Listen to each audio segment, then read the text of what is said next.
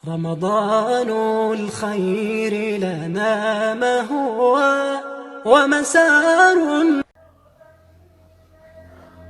السلام عليكم ورحمة الله وبركاته.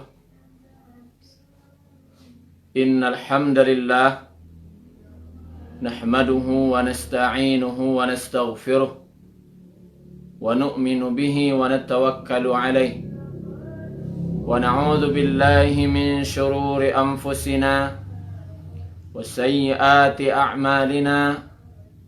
من يهد الله فهو المهتد ومن يضلل فلن تجد له وليا مرشدا.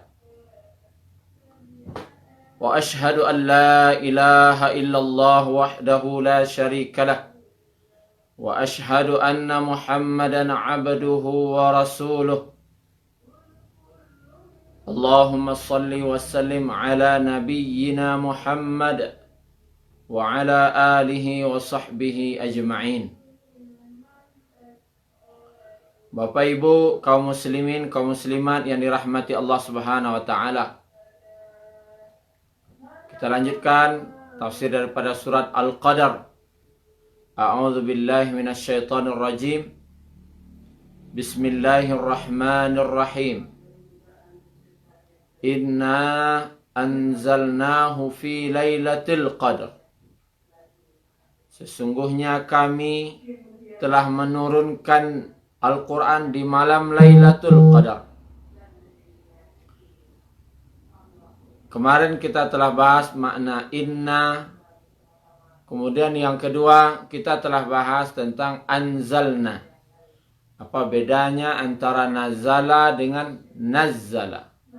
Dan bagaimana turunnya dari langit berapa ke berapa sudah kita sampaikan kemarin. Sekarang anzalnahu. Ada kata hu di situ. Kami telah menurunkannya. Kami telah menurunkan dia pada malam Lailatul Qadar. Di sini tidak disebutkan apa yang diturunkan dengan jelas. Kalau diartikan Al-Quran, sebenarnya ayatnya adalah inna anzalnal Qur'an fi lailatul qadar. Tetapi tidak. Inna anzalnahu fi lailatul qadar. Diganti menjadi isim dhamir kepada hu. Maka ulama menjelaskan bagaimana tafsirnya, yaitu ketika seseorang yang kita muliakan, maka kita tidak memanggil dengan kata dia memanggil dengan menyebut namanya langsung, karena saking memuliakannya. Misalnya ada seorang ulama besar datang, maka kita tidak berkata si fulan telah datang, tetapi beliau telah datang. Ini dalam bentuk penghormatan, pengagungan kepada Al-Quran. Tidak disebutkan secara langsung, tetapi diganti dengan dia. Kemudian maknanya yang kedua kata ulama adalah karena sudah saking terkenalnya Al-Quran. Ketika peristiwa Al-Quran diturunkan dan ketika Nabi menyampaikan Al-Quran, itu sudah membuat heboh seluruh orang Arab. Bahkan kiaman pun orang sudah terkenal berita. Bahkan ke Romawi dan Persia pun telah sampai berita ada seorang yang mengaku Rasul yang mendapatkan wahyu dari Allah Subhanahu wa taala. Wahyu yang diturunkannya namanya Al-Quran.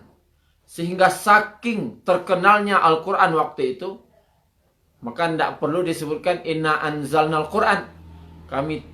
Tetapi inna anzalnahu, kami telah menurunkannya. Dan katanya di sini saja orang tahu, oh ini pasti Al-Quran. Ini sudah pasti Al-Quran karena saking terkenalnya Al-Quran waktu itu. Kemudian Bapak Ibu yang dirahmati Allah Subhanahu wa taala, ayat Al-Quran bagaimana turunnya telah Allah sebutkan dalam surat Asy-Syu'ara mulai ayat 192 sampai 195. Wa innahu latanzilum min rabbil alamin. Sesungguhnya Al-Quran itu benar-benar telah diturunkan dari Allah, Rabb sekalian alam. Yang menurunkan Al-Quran ini adalah perkataan daripada Allah Subhanahu wa taala. Nazala bihir ruhul amin. Yang Al-Quran itu dibawa turun oleh Ruhul Amin, yaitu malaikat Jibril yang terpercaya. Ala qalbika litakuna minal munzirin. Diturunkan, dimasukkan ke dalam hatimu, wahai Muhammad, agar engkau menjadi seorang pemberi peringatan. Bilisanin Arabiyyin mubin. Dengan bahasa lisan Arab yang nyata. Artinya Al-Quran diturunkan dengan bahasa Arab yang nyata. Makanya yang boleh itu cuma terjemahan. Kalau Al-Quran diganti dengan terjemahan saja ini tidak sah. Dia harus tetap dengan bahasa aslinya. Bilisanin Arabiyyin mubin. Dengan bahasa Arab yang mubin, yang nyata pula. Makanya salat harus dengan bahasa Arab. Baca Quran juga harus dengan dalam bahasa Arab. Terjemahannya saja, ini belum baca Quran namanya. Kalau baca terjemahan Quran disebut baca Quran, tidak. Baru baca terjemahan. Kenapa? Karena baca Al-Quran itu harus dengan lafaz Arabnya. Karena begitu Al-Quran diturunkan. Bilisanin Arabiyyin mubin. Dengan bahasa Arab yang nyata. Dari Allah Subhanahu wa taala melalui malaikat Jibril untuk Nabi dan dalam bahasa Arab. Maka Bapak Ibu yang dirahmati Allah Subhanahu wa taala, kemudian saking terkenalnya Al-Quran ini, banyak orang mengatakan masa itu, jangan-jangan Al-Quran ini am yaqulu naftara. Jangan-jangan mereka membuat-buat. Mereka berkata dibuat-buat. Ada kadang-kadang ini syairnya Nabi Muhammad. Ini dibuat-buat oleh Nabi Muhammad. Maka datang tantangan dari Al-Quran. Tantangan pertama dari Al-Quran itu adalah dalam surat At-Tur. Dalam surat Tur ayat 34. Allah Subhanahu wa taala berfirman, "Falyatu bihaditsim mithlihi in kanu shadiqin." Maka datangkanlah, suruh mereka buat semisal Al-Quran. Silahkan buat. Kalau ragu dengan Quran ini, silahkan buat seperti Al-Quran. Tetapi waktu itu tidak ada yang mampu. Karena saking tingginya sastra Al-Quran. Kita bahas dari segi sastranya saja dulu. Tidak usahlah mukjizat Al-Quran secara umum yang banyak. Dan tidak terhitung mukjizat Al-Quran. Secara bahasa saja dulu. Secara balaghah, ilmu balaghah. Buatlah yang seperti Al-Quran. Ternyata tidak ada yang mampu. Kemudian tantangannya diturunkan sedikit. Tadi tantangannya buat semisal Al-Quran. Satu kitab seperti Quran. Tidak ada yang sanggup. Allah turunkan tantangannya. Dalam surat Hud ayat 13. Apa kata Allah? Falyatu bi'ashri suwarin mithlihi. Silahkan buat 10 daripada surat Al-Quran. Tidak usahlah seluruh Al-Quran itu buat 10 surat saja. Falyatu bi'ashri suwarin mithlihi. Silahkan buat 10 surat saja yang semisal Al-Quran. Dan bukan sekedar itu, wad'u man istata'tum min dunillahi in kuntum shadiqin. Dan silahkan cari siapa orang yang sanggup, tidak harus sendiri. Boleh sama-sama buat. Siapa yang menurut kamu sanggup, silahkan buat. Kalau mampu, silahkan. Ini tantangan Al-Quran. Ternyata tidak ada juga yang sanggup. Maka diturunkan lagi tantangan tadi. Dalam surah Al-Baqarah ayat 23. Wa in kuntum fi raibim mimma nazzalna ala abdina fa'tu bisuratin min mithlih. Dan jika kamu masih dalam keadaan ragu tentang apa yang telah kami turunkan kepada hamba kami, yaitu Al-Quran, bagi kamu yang masih ragu dengan Al-Quran, maka buatlah satu surat saja. Satu surat. Jika kamu mampu, silahkan buat satu surat saja. Al-Baqarah? Tidak. Tidak harus Al-Baqarah. Al-Baqarah terlalu panjang. 2 juz lebih. Satu surat ada yang pendek. Inna a'tainakal kautsar. Satu baris saja. 3 ayat. Buatlah 3 ayat saja. Kalau tidak sanggup panjang-panjang Al-Baqarah, minimal 3 ayat saja. Maka Bapak Ibu yang dirahmati Allah, tidak ada juga yang sanggup. Bahkan ada yang mencoba waktu itu daripada Musailamah Al-Kadzdzab. Dia buat satu surat yang dia perdengarkan kepada Amr bin As. Amr bin As waktu itu belum masuk Islam. Dia belum masuk Islam. Tetapi ketika mendengar Musailamah membaca tandingan Al-Quran yang dia buat, langsung spontan Amr bin As berkata, yang kamu buat ini bohong, tidak sama seperti Al-Quran. Paham dia, tahu dia. Ini wahyu, ini yang tidak, ini yang sihir, ini yang syair. Dia tahu. Walaupun dia belum Islam. Dia mengakui kehebatan Al-Quran. Biasanya musuh tidak akan mau mengakui kehebatan musuhnya. Tetapi dengan Al-Quran, orang Arab angkat tangan. Walaupun dia tidak suka dengan Al-Quran, tidak suka dengan Nabi. Tapi ketika Al-Quran diperdengarkan, mereka mengaku, ini bukan perkataan Muhammad. Ini pasti wahyu, perkataan dari Tuhannya. Begitu. Orang kafir Quraisy dulu, ketika mendengar Al-Quran. Tetapi mereka hanya membuat propaganda. Nabi Muhammad membuat-buat. Kemudian itu syair, itu perkataan sihir. Tetapi ketika dinyatakan tidak ada yang terbukti satu pun. Ketika ditantang tidak ada yang mampu menantang satu pun. Dan inilah mukjizat terbesar.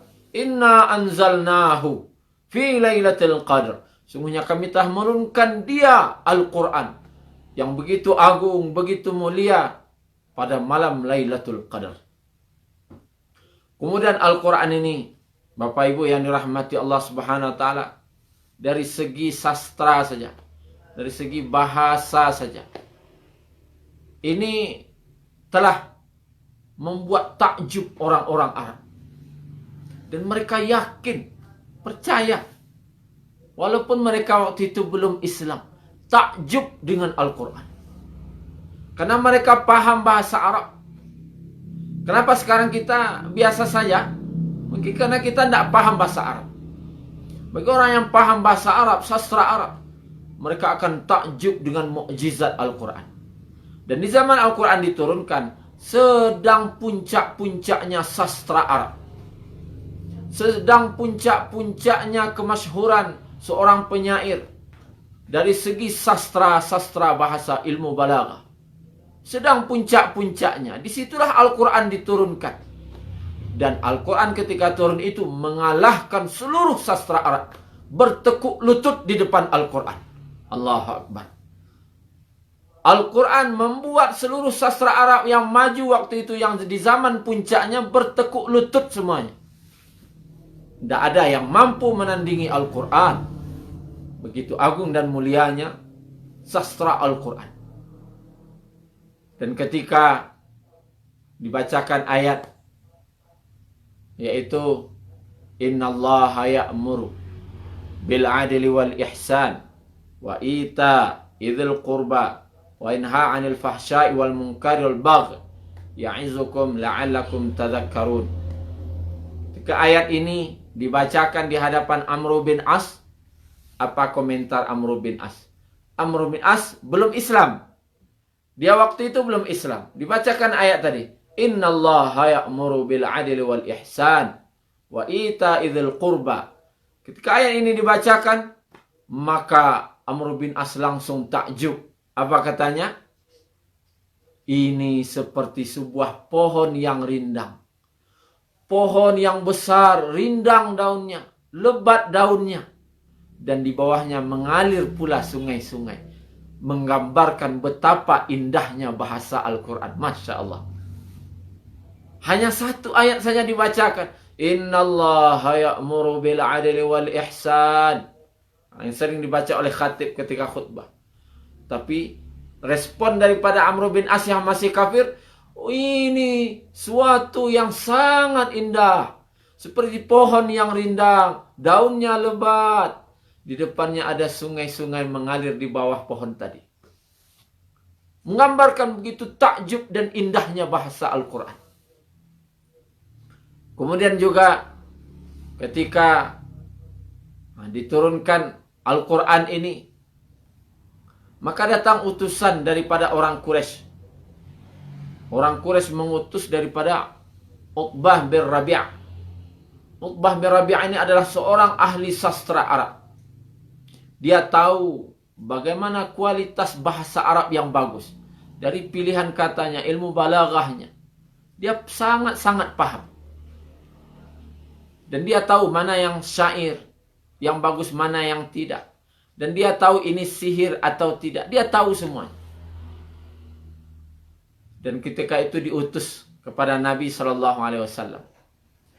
Dan ketika sampai kepada Nabi, maka dia berkata, wahai Muhammad, aku diutus oleh kaummu untuk menyampaikan sesuatu kepadamu. Yaitu berhentilah kamu menyampaikan Islam ini. Mereka meminta agar engkau menghentikan dakwah ini. Jika kamu menginginkan harta, maka orang Arab siap mengumpulkan hartanya. Dan engkaulah orang yang paling kaya di kota Mekah. Dan jika kamu menginginkan wanita, kami orang Arab akan mencarikan wanita-wanita yang cantik untukmu. Dan jika kamu menginginkan jabatan, jika kamu menginginkan daripada kekuasaan, maka engkau adalah orang yang akan kami angkat sebagai pemimpin di kota Mekah ini. Dan jika kamu menginginkan kemuliaan, maka sungguh tidak ada yang lebih mulia keturunannya di Arab ini kecuali keturunan engkau. Jadi ditawarkan kepada Nabi harta, wanita, kekuasaan, dan kemuliaan. Tetapi Nabi SAW waktu itu mendengar diam saja. Beliau diam saja. Maka setelah selesai Uqbah bin Rabi' berkata, maka barulah beliau berkata, Afaragta ya Abul Walid? Apakah kau telah selesai? Apakah kau telah selesai pembicaraanmu wahai Abul Walid? Gelar daripada Uqbah bin Rabi'. Maka Uqbah bin Rabi' berkata, sudah. Maka Nabi SAW bersabda, saya tidak akan membalas ucapanmu, tapi aku akan membacakan firman Allah kepadamu. Maka Nabi pun membaca surah Al-Fussilat. Hamim, tanzilum minar rahmanir rahim. Hamim, tanzilum minar rahmanir rahim. Kitabun fussilat ayatuhu Qur'anan Arabiyan liqaumi ya'lamun. Ketika Nabi memulai baca awal daripada surah Al-Fussilat ini, maka Uqbah bin Rabi' waktu itu dia duduk sedang bersandar sambil menegakkan satu kakinya. Ketika Nabi baru membaca Hamim, tanzilum minar rahmanir rahim, langsung dia mendekat. Sungguh-sungguh dia mendengar. Dengan kesungguhan, keseriusan. Karena dia tahu mana yang syair, mana yang tidak. Maka dia dengar sungguh-sungguh. Nampak keseriusan wajahnya ketika Nabi membaca surat Fussilat tadi. Dan sampai di ayat 13, fa in a'radu jika mereka berpaling, faqul anzartukum sa'iqatan misla sa'iqati 'ad wa samud. Jika mereka berpaling, maka katakan kepada mereka, wahai Muhammad, aku peringatkan kalian dengan bencana sebagaimana bencana yang telah menimpa kaum 'Ad dan kaum Samud. Sampai ayat ini, maka langsung berubah wajah Utbah bin Rabi', dan dia berkata, kafa, cukup wahai Muhammad, cukup. Jangan lanjutkan lagi. Nampak ketakutan di wajahnya ketika Nabi berkata, jika mereka berpaling, maka aku ingatkan kepada kalian bencana sebagaimana bencana yang telah menimpa kaum 'Ad dan kaum Samud. Langsung ketakutan Utbah bin Rabi'. Cukup wahai Muhammad, jangan lanjutkan lagi. Kenapa dia takut? Dia tahu bencana kaum 'Ad adalah angin dingin yang sangat kencang 7 malam 8 hari yang telah menimbun daripada kota kaum 'Ad, kota Irak. Kemudian kaum Samud yang mana datang petir yang sangat keras, menghancurkan satu negeri, yang mana hancur seluruh negeri itu. Saking kerasnya petir itu, pecah seluruh jantung-jantung orang yang mendengarnya. Dan dia ketakutan mendengar Nabi berkata waktu itu, membacakan surat Fussilat ini. Dan dia berkata, cukup. Akhirnya Nabi membaca sampai di situ, kemudian dia pun pergi. Dan dia ini orang Quraisy yang waktu itu belum masuk Islam. Maka ketika kembali kepada orang Quraisy, maka orang Quraisy berkata waktu itu, lihatlah si Utbah, wajahnya sudah berubah. Pergi tadi lain wajahnya, pulang sekarang sudah berubah wajahnya. Ini pasti sudah kena dia. Sudah terkena sihirnya Muhammad. Sebenarnya bukan sihir, tapi begitu tingginya mukjizat Al-Quran. Maka ketika sampai kepada kaum Quraisy, maka Utbah bin Rabi' berkata, biarkanlah dia. Biarkan Muhammad itu dengan agamanya. Tinggalkan saja dia. Tidak perlu kalian urus. Karena saya tahu mana yang syair, mana yang sihir, mana yang perkataan dibuat-buat. Saya tahu, saya orang paling paham. Dan saya tahu itu bukan perkataannya Muhammad. Itu bukan perkataan Muhammad, tapi itu perkataan Tuhannya Muhammad. Itu pasti perkataan Tuhannya Muhammad. Itu bukan perkataan dia. Dan ingat, dia telah berkata tadi, fa in a'radu, jika kalian berpaling, faqul anzartukum sa'iqatan misla sa'iqati 'ad wa samud. Jika kalian berpaling, maka aku ingatkan kalian dengan bencana yang telah menimpa sebagaimana bencana kaum 'Ad dan kaum Samud. Kalau Muhammad sudah berkata, pasti terjadi. Kalau dia sudah berkata, pasti terjadi. Maka kalian jangan macam-macam.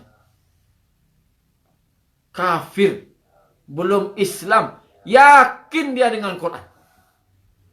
Yakin dia kalau Nabi sudah ngomong. Percaya dia.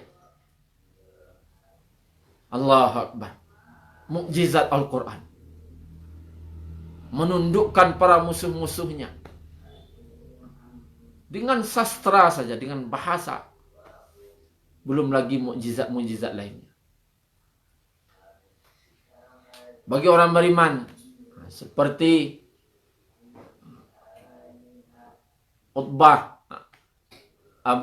seperti ada seorang Arab Badui. Ada seorang Arab Badui yang waktu itu datang ke majelis Islami, ke majelis Nabi. Dan dia berkata, ya Rasulullah, ceritakan kepadaku tentang surga. Maka Nabi membaca surat daripada surat Al-Insan. Hal ata 'alal insani hinun minad dahri lam yakun syai'an madhkura. Maka dia mendengarkan dengan sangat serius sambil berdiri. Karena dia orang Badui. Badui ini terkenal akhlaknya sesuka dia saja. Karena dia orang-orang pinggiran, orang-orang pedusunan. Sampai di majelis Nabi langsung saja nanya, "Ya Rasulullah, ceritakan padaku Quran. Ceritakan kepadaku tentang surga." Maka dibaca oleh Nabi surah Al-Insan. Maka dia mendengar dengan sangat serius. Dan ketika Nabi SAW membaca muttaqi'ina 'alal araik la yarawna fiha syamsan wala zamharira, dan dia bertelekan, penduduk surga itu bertelekan duduk santai-santai di atas dipan-dipan yang bertahtakan emas dan permata. La yarawna fiha syamsa, dan di dalam surga itu tidak ada melihat matahari yang panas terik, dan tidak ada pula wala zamharira, tidak ada pula dingin yang menyengat. Dalam surga itu tidak ada matahari. Jadi mana cahayanya? Dari benda-benda yang berkilauan di surga, dari istana-istana surga. Mendengar ayat ini langsung berubah wajah orang Arab Badui tadi. Wajahnya gembira sekali. Nampak senang di wajahnya. Ketika dia mendengar, tidak ada di surga itu, tidak ada matahari yang menyengat. Dan tidak ada pula dingin. Maka ketika Nabi sampai membaca ayat, wa yatufu alaihim wildanun mukhalladun, dan mereka dikelilingi, wa yatufu alaihim wildanun mukhalladun, mereka dikelilingi oleh pelayan-pelayan di surga yang senantiasa setia melayani, terus-menerus melayani. Wa yatufu, seperti tawaf, terus-menerus melayani penduduk surga. Wa idza ra'aitahum hasibtahum lu'lu'an mansura, dan jika kamu lihat pelayan-pelayan surga itu seperti mutiara yang bertaburan karena saking gagah-gagah dan cantik-cantiknya.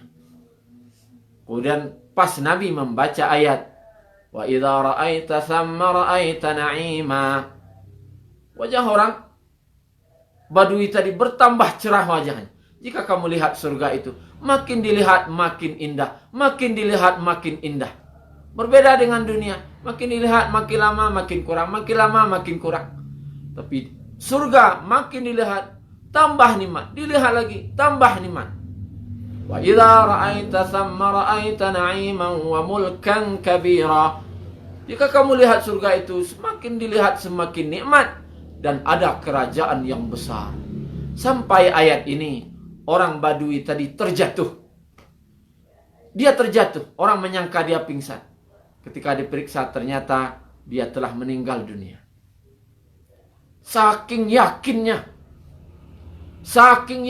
dengan perkataan Al-Quran. Dia dengar dari Nabi, yakin masuk ke dalam hatinya, sehingga tidak tahan dia mendengar indahnya surga, akhirnya dia meninggal dunia. Allahu Akbar, ini bahasa Al-Quran. Ini bahasa Al-Quran. Itu mukjizat agung dan besarnya, mulianya Al-Quran. Dari segi bahasa saja, belum yang lain-lain. Dan Quran tidak saja membuat heboh negeri Arab waktu itu. Bahkan di luar Arab sampai ke Persia. Ada pendeta agama di Persia disuruh oleh orang, buatlah tandingan untuk Al-Quran. Karena orang Islam punya Al-Quran, buat tandingan. Maka dia pun berkata, saya bersedia. Akhirnya dia mengurung dirinya, pendeta tadi, di rumah selama 1 tahun. 1 tahun dia mengurung diri di rumah. Dan dia tidak keluar-keluar dari rumahnya untuk menulis sesuatu untuk menandingi Al-Quran. Akhirnya setelah 1 tahun dia keluar. Dia keluar. Lalu dia pergi mencari orang-orang yang mana yang telah masuk Islam. Ketika itu di Persia. Maka ketemulah dia dengan adiknya.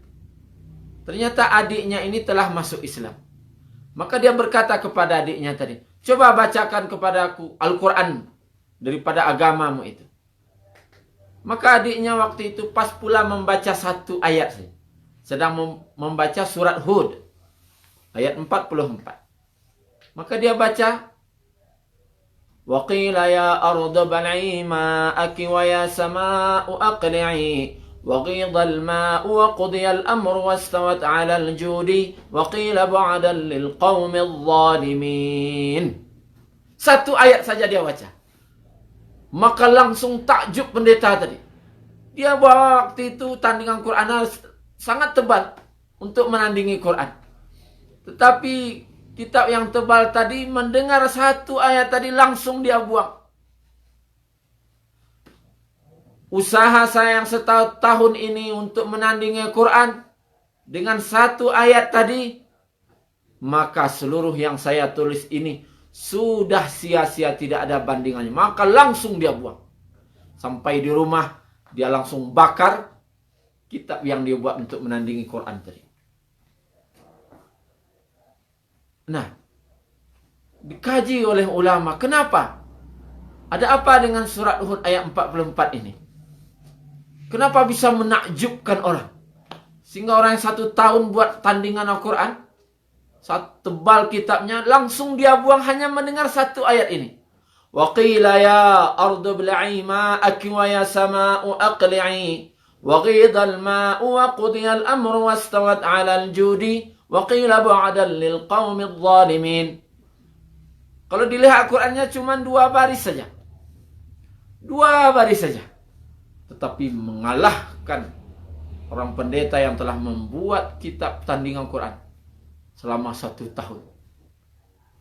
Ternyata, kata ulama ahli balaghah, kata-kata dalam surat Hud ayat 44 ini, jumlah kata-katanya 19. 19 jumlah kata-kata, jumlah kata dalam surat ayat ini. Tetapi yang menakjubkan adalah jumlah katanya 19, tetapi ilmu balaghahnya, sastranya 21. Jadi kata-katanya 19, tapi sastranya 21, ilmu sastranya 21. Allahu Akbar. Ini boleh menjadi kajian bagi orang-orang sastra Arab. Bagaimana yang belajar atau kuliah di sastra Arab, bagaimana tingginya bahasa ini, sehingga mengalahkan orang-orang yang telah mengalahkan, bahkan bertekuk lutut depan Al-Quran. Bapak Ibu yang dirahmati Allah Subhanahu wa taala. Terakhir, ketika Nabi SAW dalam sebuah perjalanan, maka beliau merintahkan, siapa yang di antara kalian yang bersedia berjaga malam ini? Maka Ammar bin Yasir radhiyallahu anhu dan Abbad bin Bishr, seorang Ansar, bersedia untuk menjadi penjaga. Maka mereka naik di sebuah bukit untuk memata-matai jika ada musuh yang datang. Maka Abbad bin Bishr berkata waktu itu kepada Ammar bin Yasir, bagaimana kalau kita malam ini bergantian? Engkau tidur duluan, saya berjaga.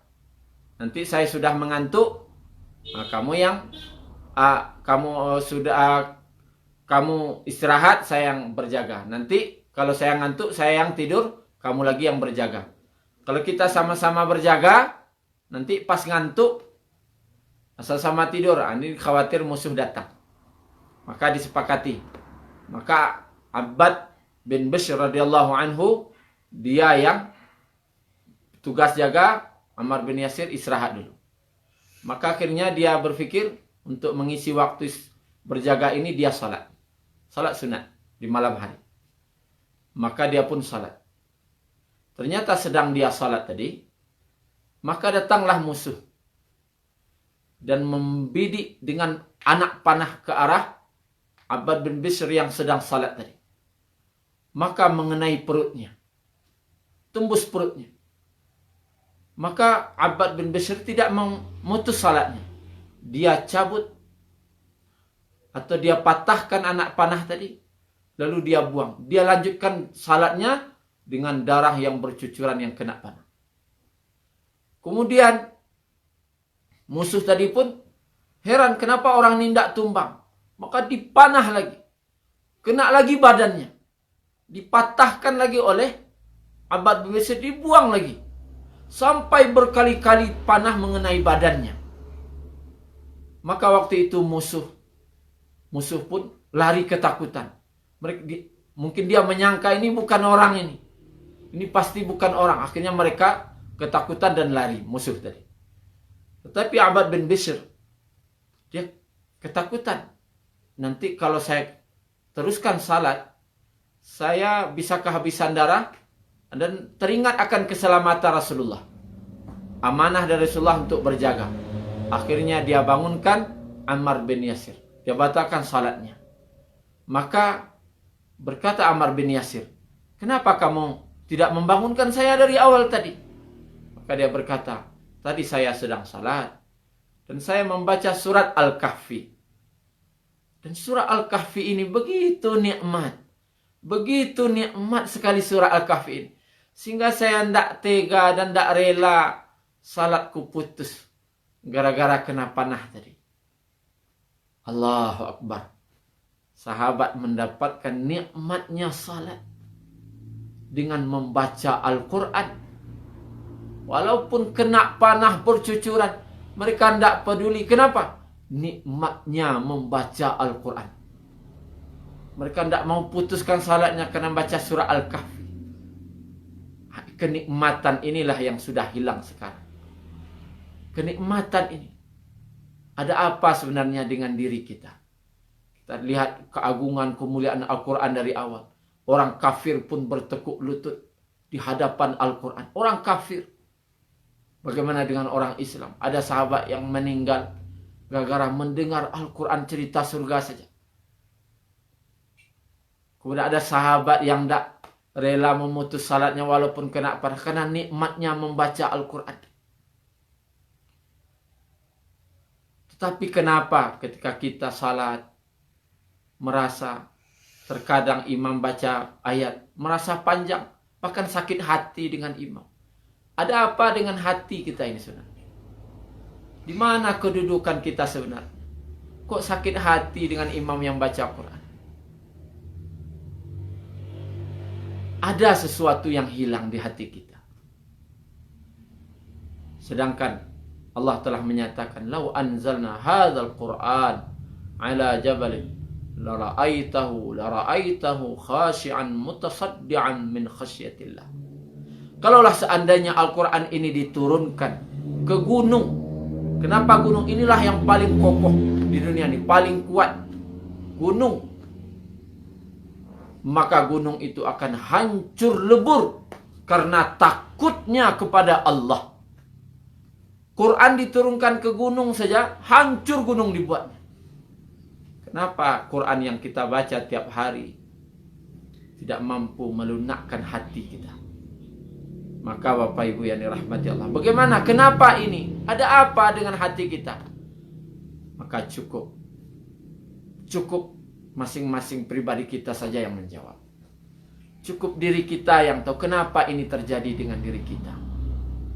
Mudah-mudahan bermanfaat. Terlebih dan terkurang mohon maaf. Subhanakallahumma rabbana bihamdika asyhadu an la ilaha illa anta astaghfiruka wa atubu ilaik. Assalamualaikum warahmatullahi wabarakatuh. حياك الله وبياك.